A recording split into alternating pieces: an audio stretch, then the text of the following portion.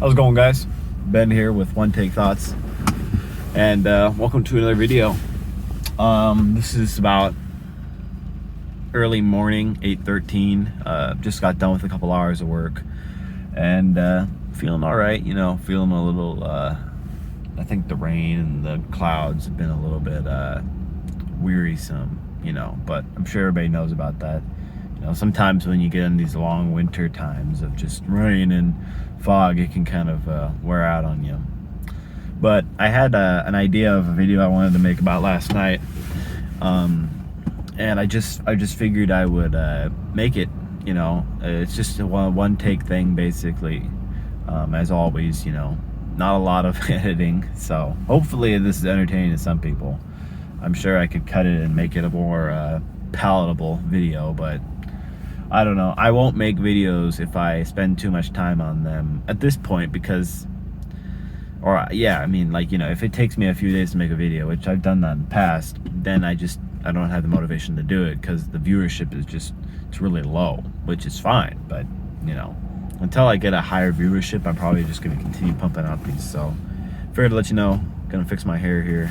Anyways, so I wanted to make a video on something that I think is a relevant topic for people nowadays, and it's something I think that's good to talk about. And there's a lot of misconceptions with this topic that I'm about to talk about, and that topic is anxiety and panic attacks.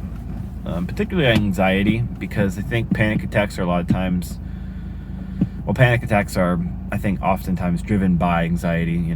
The fear of things leads to more fear, which ends up leading to you just getting nervous and ends up getting a panic attack. I don't know how many people suffer from panic attacks. I'll be honest with you, I have panic attacks here and there, and as well as anxiety.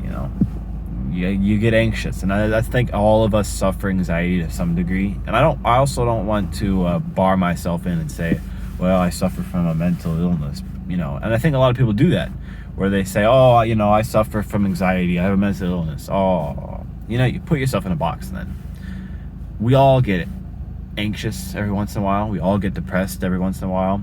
But just because those two things happen doesn't mean that's who you are. And that doesn't mean that you should label yourself as someone who has mental illness. So I think that's one of the problems we have as a society, and that's one of the things I want to speak on before I get into this topic, is mental illness is given this huge power over people. ADHD, I can't remember the number, but it's a huge millions number of so-called people that have ADHD who, the so-called, illness, that they have that. And I've met a lot of people that have this ADHD. I met a lot of young boys, in high school, as I was a young boy myself. Sounds weird. Okay, I want to clarify that. But I met my friends in high school. A lot of them had ADHD, and they were taking pills for it.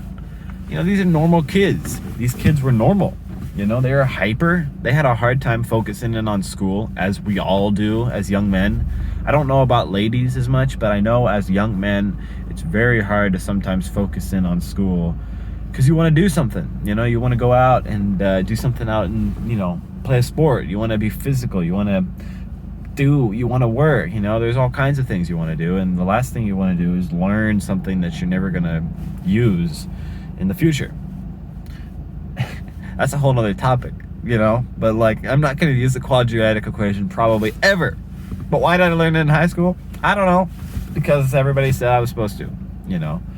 I remember asking my parents that. I'd be like, Mom, why am I learning the quadratic equation? I'm not going to use this. And she'd be like, well, just do it. You need to do it. I was like, all right, Mom. Classic parents answer. But yeah, so I met a lot of people in high school that had this ADHD. I met some kids who were on the spectrum apparently too, and they were totally normal, and they functioned in a unique way. They weren't inhibited from even living a life on their own if they needed to.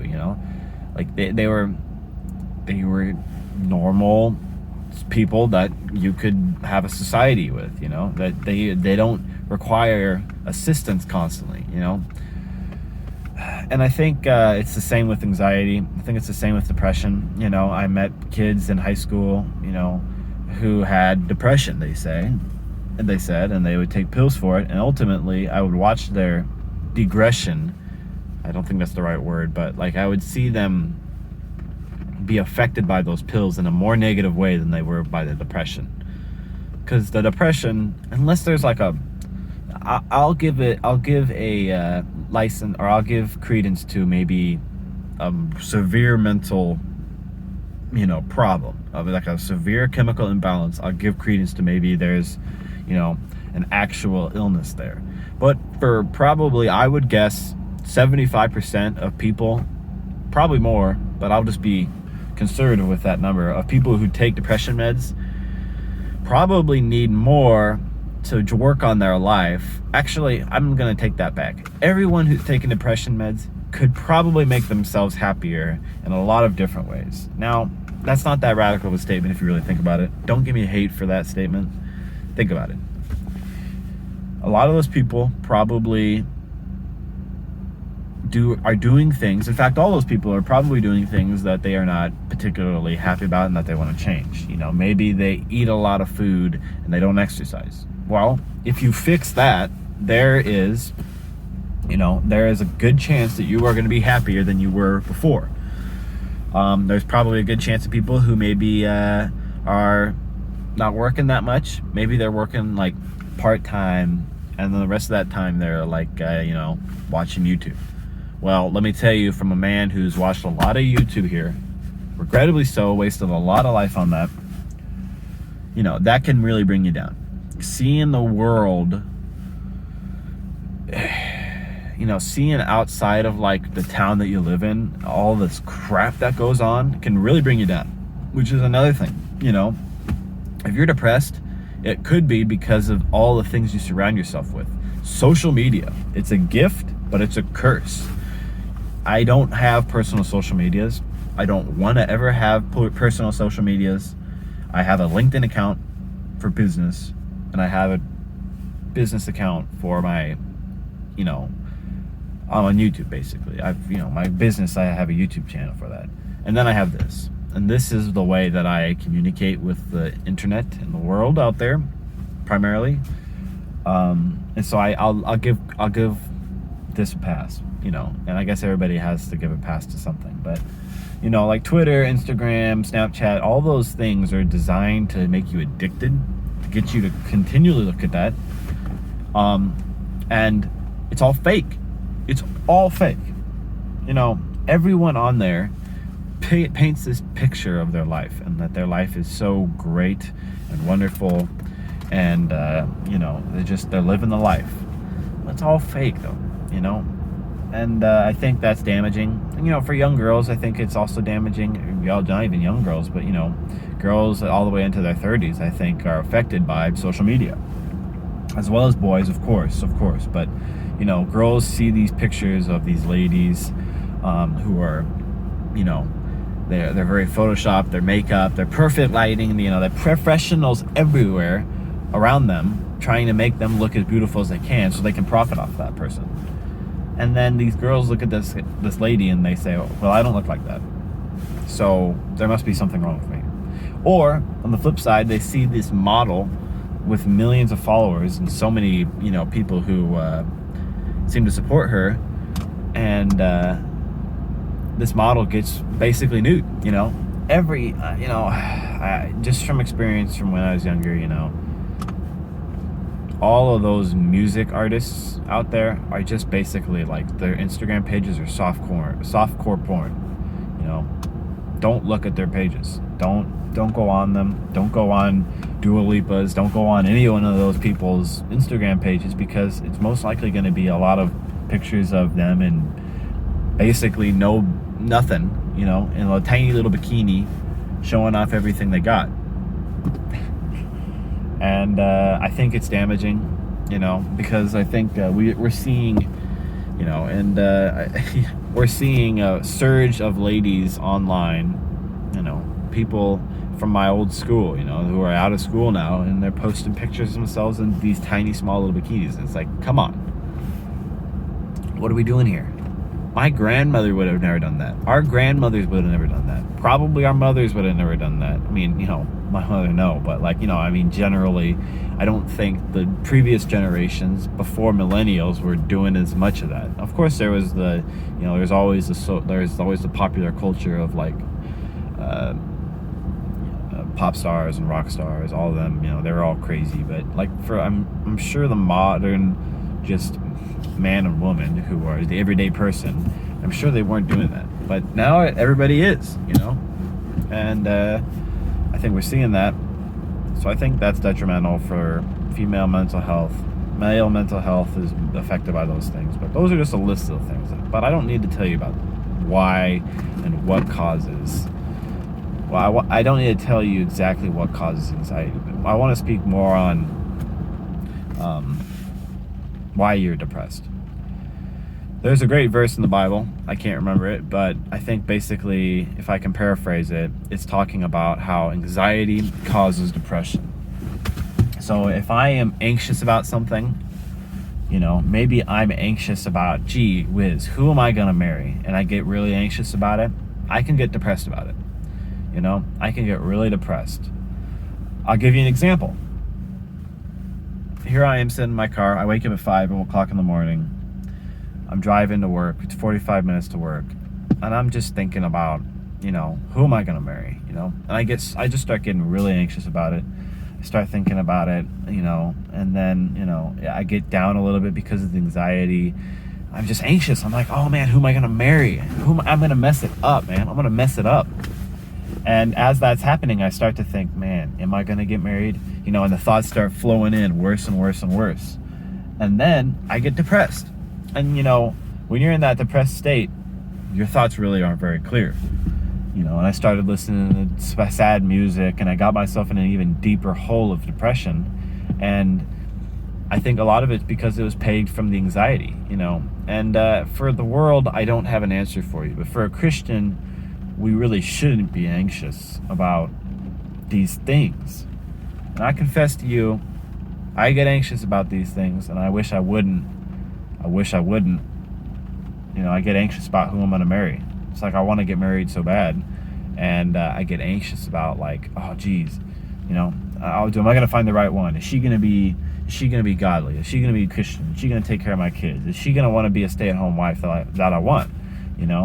Is she going to divorce me someday? And I get all these anxieties, and I start doubting God. I start saying, I start thinking to myself, well, is God really in control? Is all this and that and this and that? But it's lack of faith. God says, do not worry. He doesn't want us to worry. He says, do not be anxious. And yet we're anxious all the time, it seems like. I get anxious about taking care of my family, the job that I work at, making my business be more productive, and as these anxieties grow, then I start to get depressed, and I start thinking, man, it's been the same thing over and over again. Is it going to change, and so forth. So I think what causes depression is anxiety for the most part. Not everything, of course. There's a lot of other problems like I listed. One of the biggest causes, I think, is anxiety. And I think one of the biggest causes of anxiety, well, it's kind of hard because I think anxiety is something in itself, It's like I think of something, I think of maybe my job, and I start to worry because I don't know what the unforeseen problems might be in the future, and I worry. But as Christians, we know that God has chosen all things to be according to his will. And so why worry? Why worry? His plan will come to fruition. Why worry? There's no need for worry. And that's hard to tell yourself. Listen, if you're thinking to yourself, man, I can't help but be worried. I can't help but be anxious. I don't tell you that's a good thing. It's wrong to be anxious. I don't want to be anxious. If you're a Christian, if you're saved, you shouldn't be anxious. But I want to tell you that it's common. It's hard not to be anxious. I know Christians that have spent decades of their life in the walk and in the journey, and they're still anxious. And so, it's something that happens. And which leads me to wanting to talk about panic attacks. Panic attacks, I think, kind of, I don't know what a panic attack exactly is, but, I think partly panic attacks are, they're a culmination of your fears. I think that's a good, at least from what I've observed here. I'm, of course, not a psychiatrist, but they're a culmination of your fears that come together and bring you into a particular state of fear. At least in personal experience. Some of the panic attacks I've had have been just extremely terrifying. You sit there and you're just terrified of what is going on. It's like, it hits you out of the blue, and it's like, man, I'm just freaked out right now. I'm hyperventilating, I'm breathing in and out. You're losing oxygen to your brain, so you start even getting more and more anxious. Your breathing patterns go out of whack, and it can get extreme. It can get really dark. You can think, am I ever going to get out of this? What am I going to do? How am I going to be free from all this fear? And the thoughts really start hitting you. And I had one of those just recently. Actually last night. That's where I came up with the idea of the video, is that I was thinking to myself, this is terrible. This is horrible. It's not enjoyable. But I'll tell you something. As I was having a panic attack last night, I prayed to God. I said, God, I know you are more real than anything else in my life. You are the one who gives me life. You are the one who is with me. And you have answered my prayers when I've needed you the most. And I need you right now, God. And I prayed to him. I prayed that he would relieve me of my fears. And one of the suckiest panic attacks I've had in a while was just dissipated. It completely evaporated away. Maybe that's not the best word, but it went away. And that's comforting. It's been so comforting. Panic attacks are not particularly fun, and they make you feel like an outsider. A lot of times they make you feel like, man, am I the only one who gets panic attacks and all that? But it's been so wonderful to be able to know that the God of the universe has all things in his control, and all things come about because of his will. And that's right doctrine. That's good doctrine. All things come about because of his will. Your will be done, Father, on earth as it is in heaven. And so, why fear? When you get to that point of panic, you can't really tell yourself, oh, just don't be fearful. But pray to God. If you're a Christian, pray to God, and he will deliver you. He's delivered me every time I've had a panic attack. And I'm thankful for that. And sometimes it may be a bit. You may go through a bit of the valley of the shadow of darkness, valley of the shadow of death. But he'll bring you out of it. It's a long video. Am I going to get viewers? Probably not. But maybe there's 1 to 2 viewers here that might be interested in this topic. And maybe it's helpful for them. Maybe you play it in your car and you listen to it on your way to work. And maybe you get something out of it. I don't know. But I figured I'd share it. God is good. God is merciful. God is loving. God is kind. I praise the Lord that he delivered me out of another anxiety attack, another panic attack. And I just want to share with you. I want to share with you that there is hope outside of drugs. You don't have to take a medication. Pray to God that he would help you, and you will be helped. I guarantee it. I guarantee that if you truly pray to God,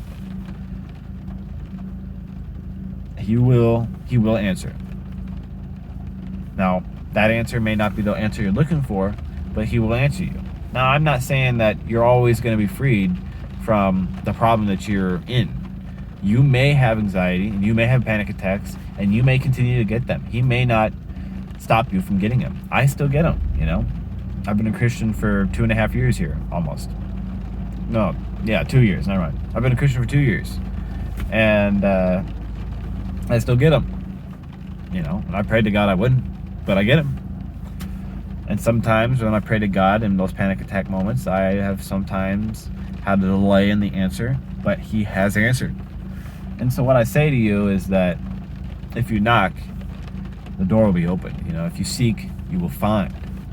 If you ask, you will receive.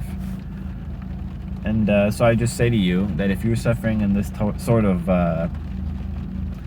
you know, if you're suffering from this panic attacks, these anxieties, these depressions, pray to God. You know, pray to God. That is the biggest thing you can do. And it's hard. I know it's hard. But do it. You know, do it. Anyways, thank you for watching. If you made it to the end of the video, I got something for you. Moral feast. Peace out.